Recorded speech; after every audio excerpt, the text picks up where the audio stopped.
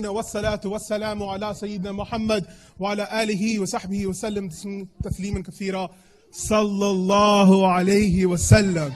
As-Salamu alaykum.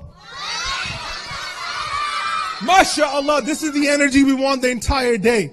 So, not the entire day, at least the presentation. Now, today we're going to talk about Halloween. Yes, we're talking about Halloween, and the only reason I'm talking about it is because I have a lot of candy, I don't want to give it away. So, just kidding. So we have, alhamdulillah, a great presentation for you, and we're going to just go through it. And the point at the end of the day, I want you to all think about this. Not throwing things on people. Why are everybody speaking on this guy for, man? Shh. Remember, I can't get to the chocolate slide. No chocolate anymore. All right, we're moving on. So inshallah ta'ala, we'll start with the story first. We'll start with the story first that has something to do with Halloween, and whoever can guess the actual lessons afterwards, of course, they get a candy as well. So bismillah. So this story is of a worshipper, a tree, and shaitan. So once upon a time, there was a person who was, mashallah, who used to be the best in worshiping Allah. They were nice to each other. He was praying all the times. He was fasting, giving charity. All the good things you can think of, he used to do it. And he was living a great life, mashallah. And he's worshiping Allah. But one day he heard in that town of his, the people have this tree in this one mountaintop that they are now worshiping. So instead of Allah, they have started worshiping the tree itself. So what do you think this worshipper did? Well, that's one way to do it. Yes. He didn't tell anyone. He just like, I'm going to do something about that tree. And Jazakallah khair, I need to finish the slides. So we're going to skip the comments right now. So what he does, he grabs an axe and he heads to the tree to cut it off, to chop it off. That's a good one. You were here yesterday. So he is now on his way to go cut off that tree, and right in the middle, lo and behold, who does he meet? This one person, this human being who actually is Iblis, but he comes in the form of a human being. And he comes up to him and says, yo, what you doing, bro? Where you going? He said, I'm gonna go and chop off this tree because people are worshiping this tree when they should be worshiping Allah. And now shaitan has to think on the spot. Of course, he's cunning, so he finds a way. He's like, you know what? What if you cut this tree? Your people don't know Allah. They're going to worship something else. They'll find a rock and they start worshiping that. So what's the point of actually cutting this tree? The worshipper wasn't having it. He's like, you know what? I don't care. I am going to chop off that tree today. So he continues on. But then shaitan again, he's cunning, so he's trying to deceive him. He's like, you know what? He's giving him other excuses. He's not buying it. So what he does, he said, let's have a wrestling match. If you are able to beat me, you can go ahead and chop the tree. But if not, you go home. All right. Yes.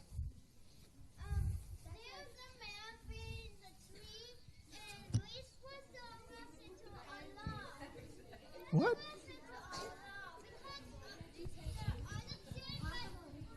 I agree with you. Let me finish the story and you will know what we're doing. Shh. I'll take all the questions afterwards. Put your hands down. Put your hand down. All right.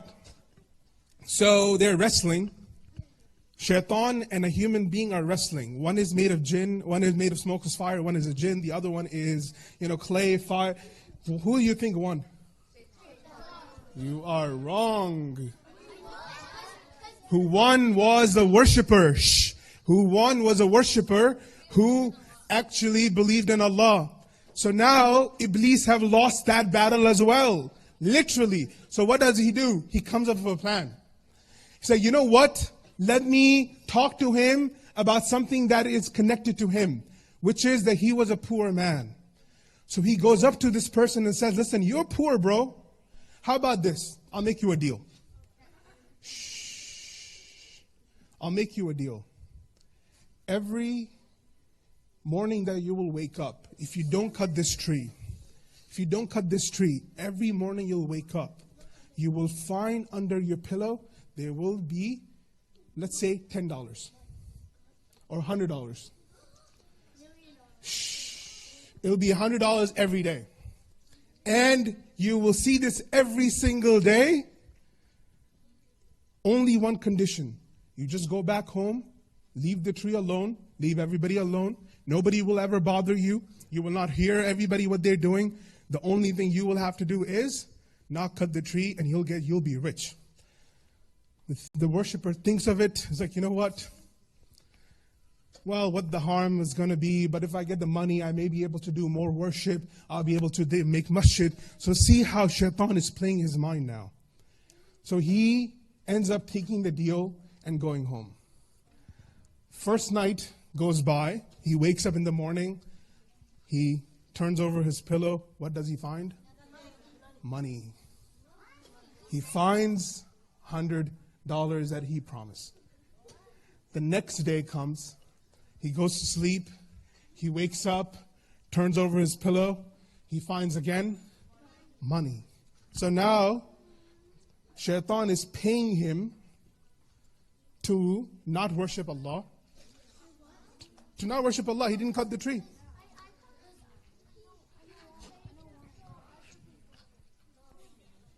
Well, not that one, but we'll get back to it in the very end. So it comes third day now. The third day comes and he wakes up, same routine. He's expecting, man, there'll be money now. Today I'll have $300. I'm going to go give myself a treat, steakhouse, whatever. So he's thinking that, and he flips the pillow, and this time there's nothing. This goes back to the verse Allah subhanahu wa ta'ala says, He is nothing but a deceiver to us. That we always will deceive you. His promises are never true. So what does this man now think? He's furious. He's angry. He's like, man, the shaitan betrayed me. So what does he do? He grabs his axe, and this time is like, you know what? I'm going to go and chop the tree once and for all. He's now walking towards the tree with his axe, and then again Iblis comes, and again there is a battle. They are wrestling again. The entire script goes on again the same way, but now they're wrestling. But this time, he does not win. And he's now, when he lost, he's looking at himself. He's like, man, 2 days ago I beat him. What happened? He hasn't gone home and learned some tricks and such. It's the same thing. I'm still strong enough. He's not as strong as me. What happened? We'll talk about it. He goes home. He's still with him, and he asks, like, what happened? And shaitan responds back. He said, the first time you came to beat me, it wasn't for your own good. It was for sake of Allah. But the second time you came, it wasn't for Allah. It was for money and your own desire. That's why I was able to empower you or overpower you. So for an M&M, what are some of the morals? There are 4 of them. We're going to do this quickly because, we are short of time. What are some of the morals from this story? Yes, sir. Don't be deceived by money. That's one of them. But is the money the problem, or what was the problem? If it wasn't for money, he would give him diamonds. So money wasn't the moral. It could be, but that's not the actual reason. Yes. Always have to trust in Allah that our strength comes from who? Allah. If we do it for any other reason, what will happen? You will lose. Lose the battle. You'll lose everything. If you do anything for other than Allah, there's no khair for any one of us. So every time remember, shaitan will always deceive you. He will cheat you, he will lie. Yes, what other we can do? Yes. Don't be greedy, that's one of them. But is he greedy? Like if he's very poor, he does not have anything to eat, he's just trying to think of, I will have something to eat at night. So he's not being greedy at this point. What else?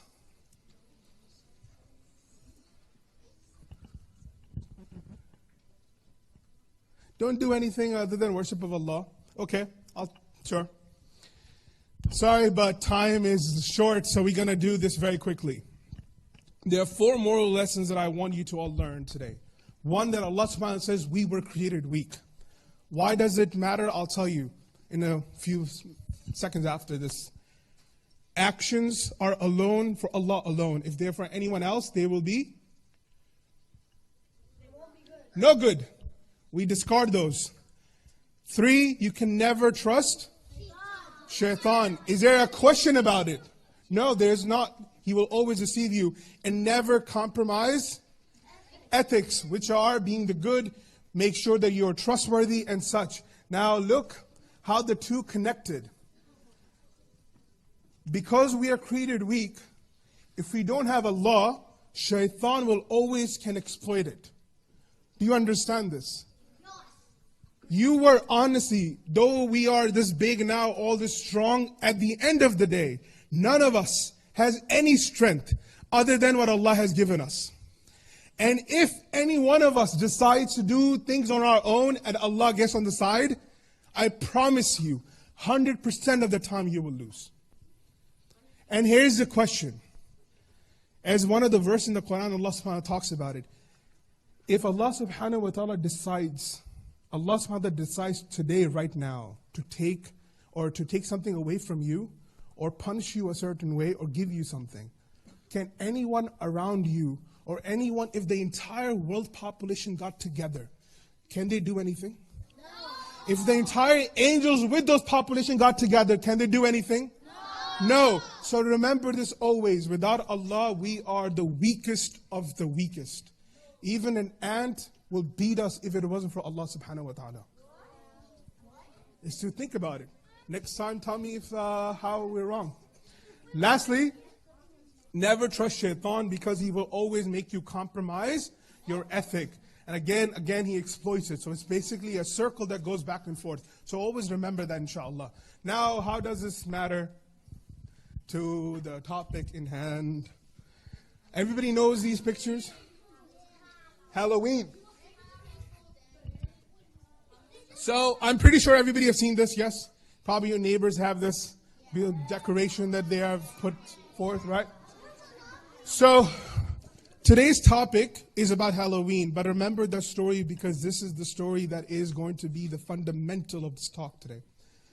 Halloween, and by the way, all this information is online. If you actually Google history of Halloween, Christians have made bunch of videos, just how Halloween is not something that we should be, they should be following and celebrating. And there's a bunch of this content is around on YouTube, on Google. If you search it, Britannica has a lesson about it. To be honest, they actually called the day of Halloween for the Celtic people the most sinister day. The most sinister day, that's a definition they have. Not a Muslim, that's a definition they have on their website in the encyclopedia. So let's talk about this. It started in Europe. There were some people, the Celtic people, they were in Europe, North Europeans, around the Ireland area, Germany and that area itself. And then they came 2,000 to 3,000, it should be 2,000 to 3,000 years before ago. They were pagans. They used to worship many gods. They used to worship fire. They used to worship even Shaitan himself. They used to do black magic as well. Is there anything such as good magic?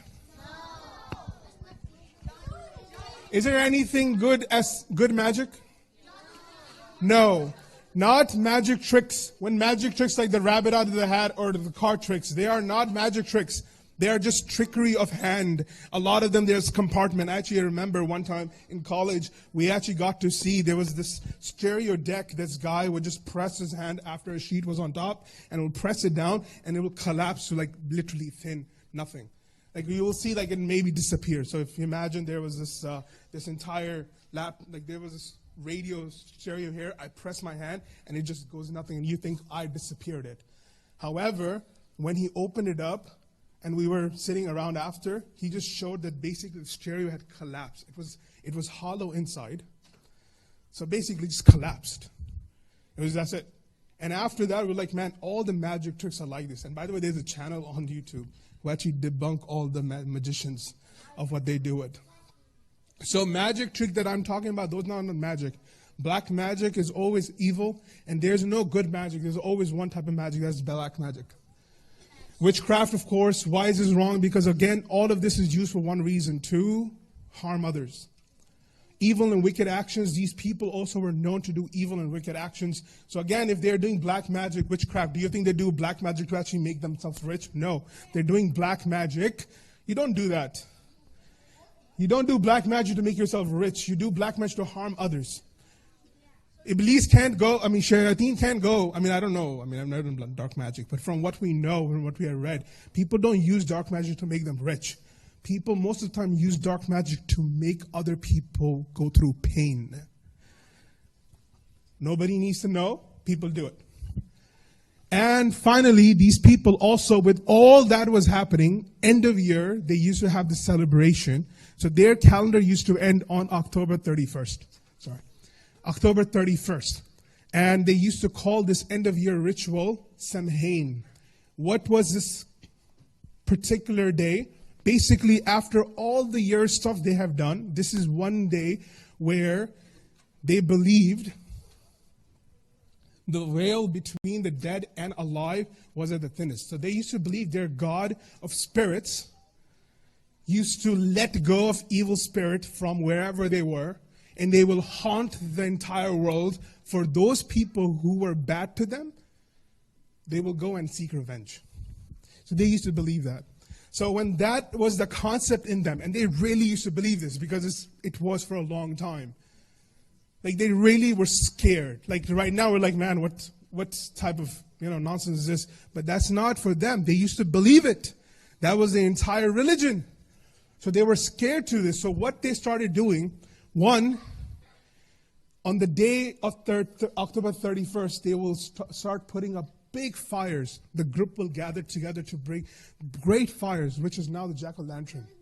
Example of jack-o'-lantern is coming from that. They will put big fires in a way, the hope that it will push out the evil spirit. The other way they used to do this, they will imitate the dead. How? Dressing up like them. So they will start dressing up like them. They will start putting costume, which is very funny to actually think about it. Like evil spirits, if they are, floating, they can't go through you and know that you are not a dead person.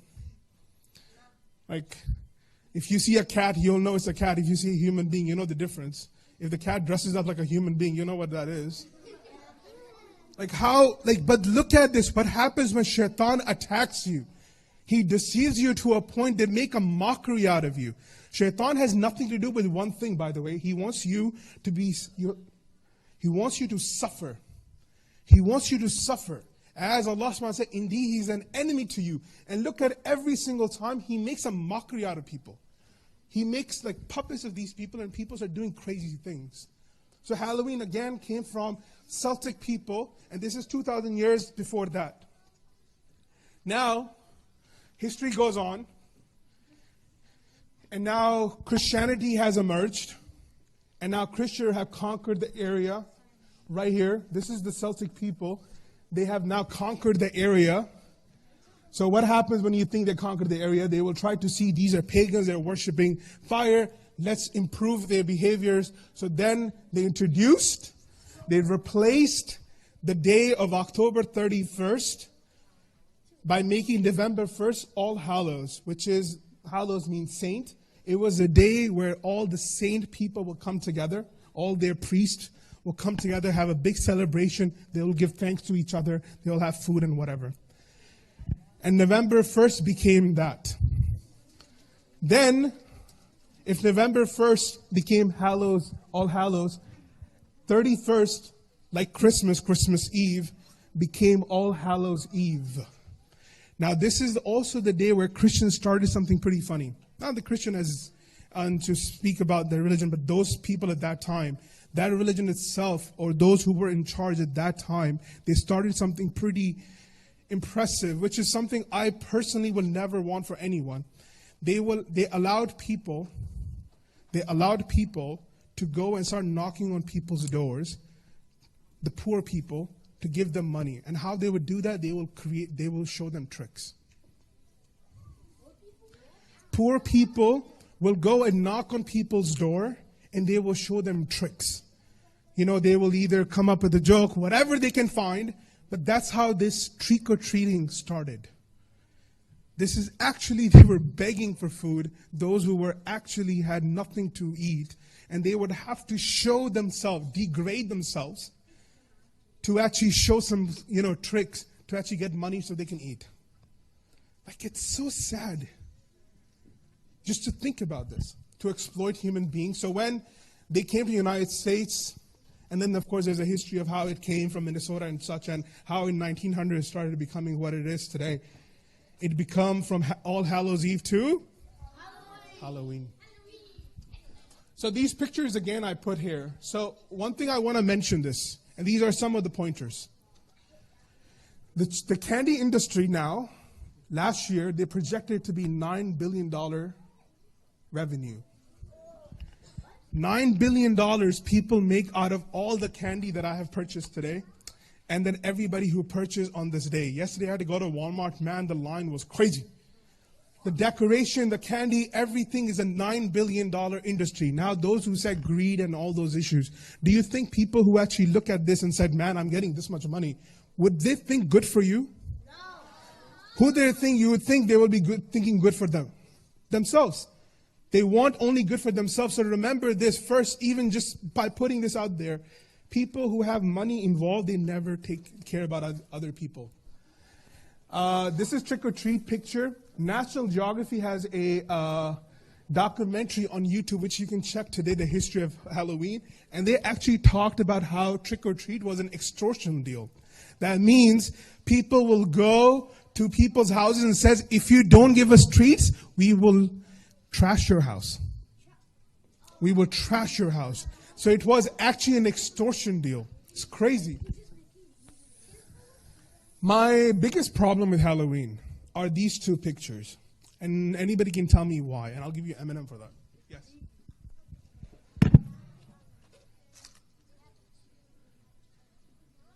No, it's not the decoration, as much of decoration as what it's depicting.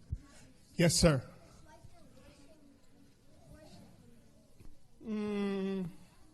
Yes, sir. They're showing that someone needs to be dead in front of them. Okay, it has to do something with the death itself. You're close. I'll give you one more chance. Showing that people are dying in front of them. Is that a good thing? No. Why is it not a good thing? I'll still give it to you. You can see. Why is it not a good thing? Yes. Because it's not fair. It's not fair? Shh. Have a seat, have a seat, have a seat. Have a seat. Have a seat, please.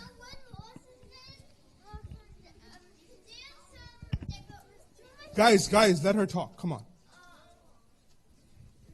We forgot. They make big fire in jack-o'-lanterns. Okay, they put a big fire, but that's not the concern. So I have to skip this now.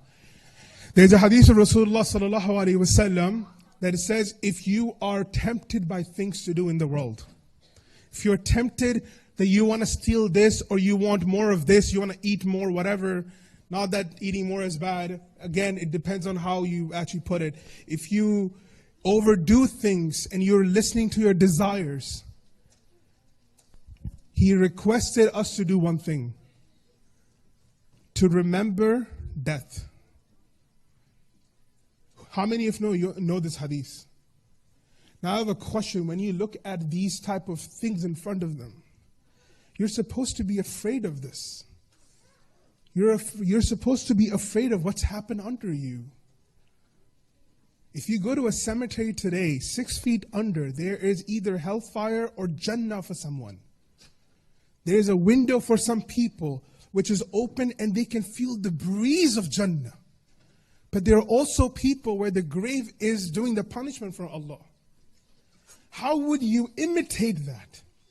By looking at this, remember what I said, human beings are weak? We were created weak. This is the verse of Allah subhanahu wa ta'ala. By looking at this over and over and over, would you not like, yeah, it's just graves, who cares? You think not, but this is how it starts. This is how every single story that we know starts. So that's my biggest issue with these type of things. And this is my personal advice to every one of you. Be careful of these messages because the brain reads them. There's a beautiful hadith of Rasulullah. This is on the concept of trick or treating, asking people for candy. Shh. Rasulullah said, the upper hand is better than the lower hand. That means the hand that gives is better than the hand that receives. What does that mean? Yes.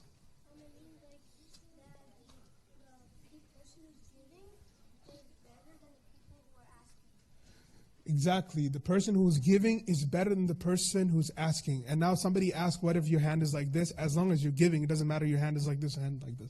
As long as your hand gives charity, you're the one giving charity. It's an honorable thing. And this is what Allah subhanahu wa ta'ala wants for you. And He told you by Rasulullah. Now people who can't afford this is fine. Allah has also given them mercy.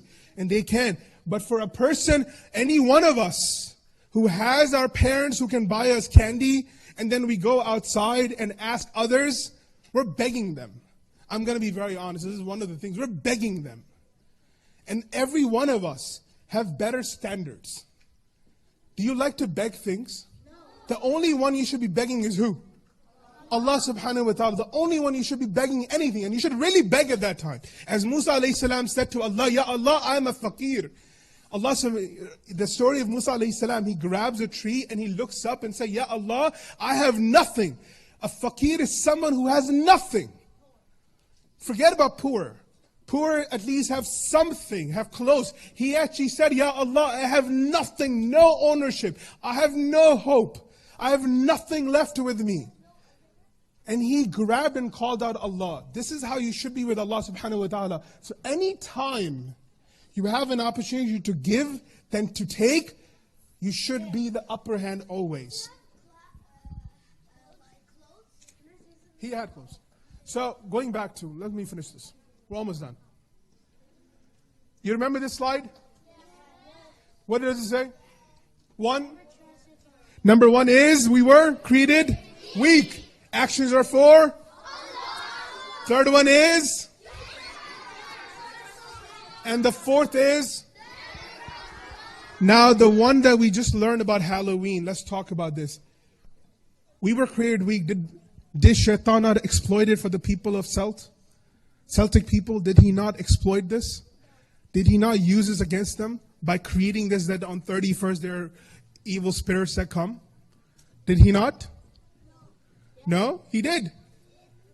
Actions for Allah alone. Did the Celtic people did it for Allah, or who did they do it for? Shaitan. Did they compromise ethics? No. They're begging, they're doing magic and witchcraft. So this is the summary of today of the Halloween story. Shaitan exploited their weakness by giving into their fears and telling them this is what happened in the spirit. Again, they didn't have the knowledge as this happens. Actions were for Shaitan only. For them, they weren't doing it for anybody else. They were not doing it for Allah, they were doing it for Shaitan. And again, they had corruption. They compromised their ethics by having the decor today, the begging, the magic, and the lie. By the way, people still do this today. People still do this today. There are people who actually do dark magic and all that stuff. Lastly, this is for the parents. The candy itself that they are getting, is it halal? How do you know? This is not for the kids. I'm talking to just the parents. How do you know it's halal? Also, how do you know they are putting protective or they're not messing around with the candy? That's one. Two, the evil people and the kids. Today's culture is not, what it used to be before. People are afraid to go on streets and playing on bike rides. So imagine the people out there. The other part that I would like you to remember, this is a statistic that you can find on Google, 17% rise in the crime on the day of Halloween.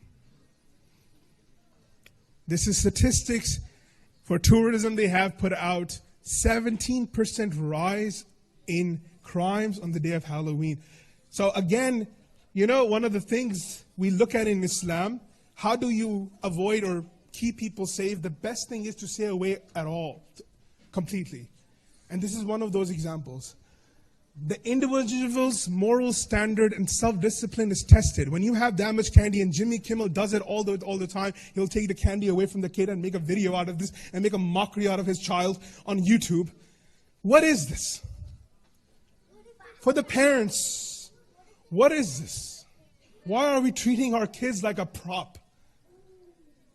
And when you give them candy and take it away, do you think it's not testing them? You can't give them something and then take it away from them that something is temptive. That's not how we teach them discipline. So this is some of those things that we need to be very careful of, that every action there is a reaction to it. This entire concept came from Shaitan and has nothing good will ever come out of it. As this verse that we talked about, indeed the promise of Allah is true, so not let the worldly life delude you or deceive you, and be not deceived about Allah by the deceiver. Lastly, this is the almost final hadith, the verse, which is, believer, do not follow the steps of Shaitan. Footsteps of Shaitan. That means even you look at where he's walking, you don't even follow that. Forget about imitating him. Allah subhanahu wa ta'ala told us to actually stay away from the path he's taking. So if this is even remotely close to anything with Shaitan, avoid it for the sake of Allah, for the sake of our kids, inshallah. Lastly, kids, I like this picture. One side is a darkness, one side is light. The reason I love this picture is because I want you all to think. One side of darkness is what Shaitan will take you. One side of it is what Allah subhanahu wa ta'ala wants you to be. And in Jannah, those who want, what do you want to eat right now? I'm asking him, please. Put your hand down. A meal, okay. Imagine any meal in Jannah. So imagine you're eating pizza, whatever. Or biryani, whatever you have that you love. Imagine that in Jannah. Shh, sisters. Imagine that in Jannah. And every time you eat the bite of that food, it becomes better. It becomes better. Those who are into Fortnite, just by the way, if you have imagination and if you go to Jannah, you can actually create a life-size Fortnite yourself. You can drop off the clouds, do whatever you need to do, and you can reset on your command. And you can play live. You don't have to play behind a console. You can actually do it in real life.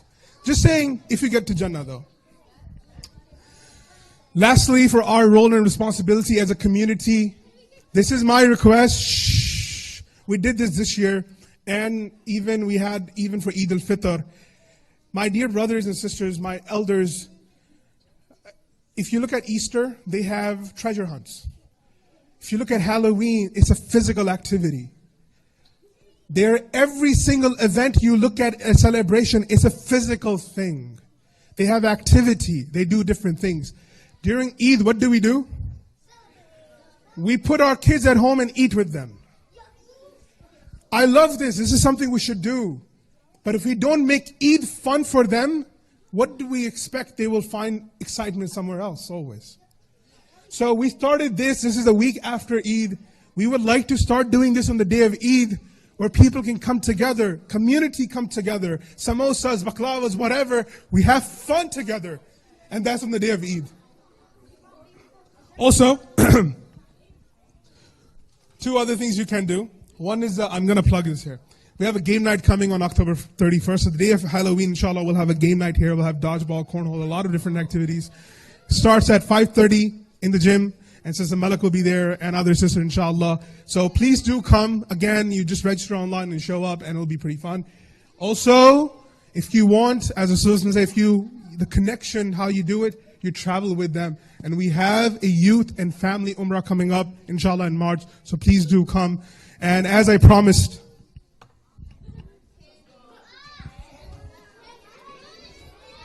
should we give you guys candy? Because some of you were on the phone, are still on the phone.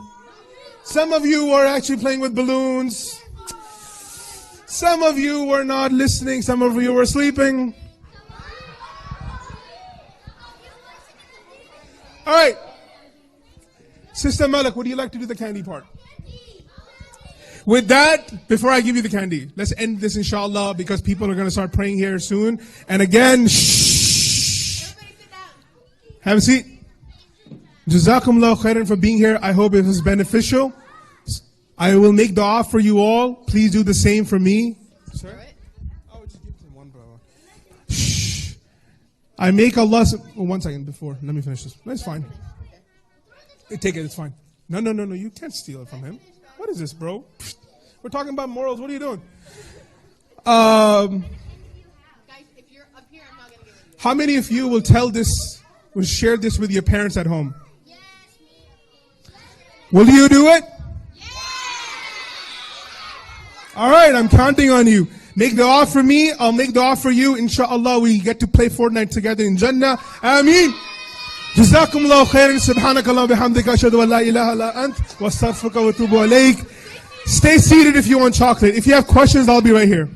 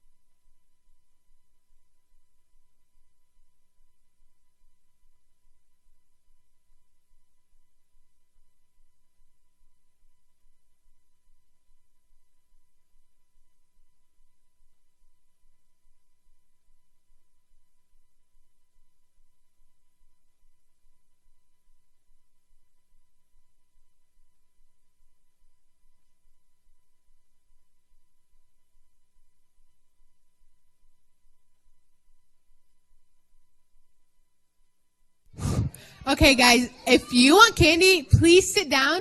I'm not gonna do this. Go sit down. You asked for help. Oh my God, go sit down. I'll help you. I was talking to volunteers. Okay, guys, sit down, please. If you're seated, I'll come to you and give you candy. If you're not seated, you're not getting anything. Okay?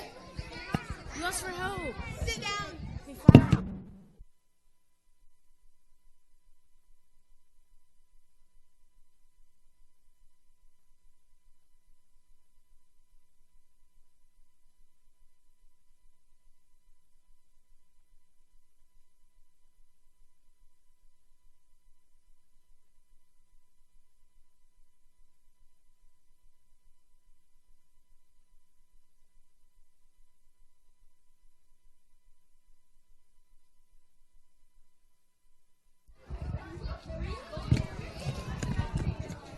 I will do that.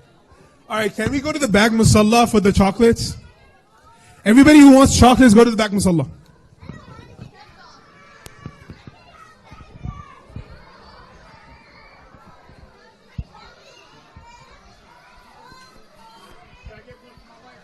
Bismillahirrahmanirrahim. Allahu Akbar, Allahu Akbar.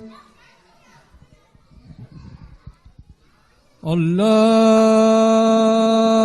Akbar, Allahu Akbar. أشهد أن لا إله إلا الله